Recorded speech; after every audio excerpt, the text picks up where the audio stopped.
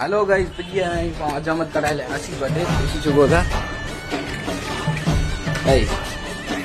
इतनी बड़ी ग्राहकी है ये मडी कता 100 गुना दुकान खासु है देसी चुको था गाइस इतना बड़े ग्राहक की आया नहीं वटे देसी चुको था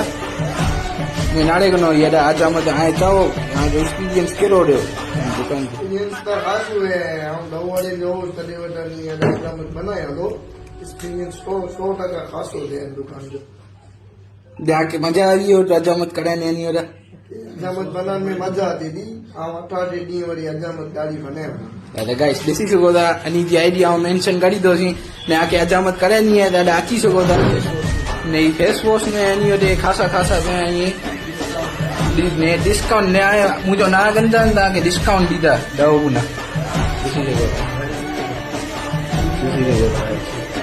हाणे आके अजामत बनानी है गाइस अची विया ॾिसी सघो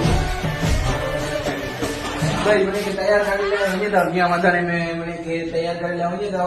नैनी जी आईडी ॾियूं था जेके इंट्रेस्ट हुए कॉन्टेक्ट करे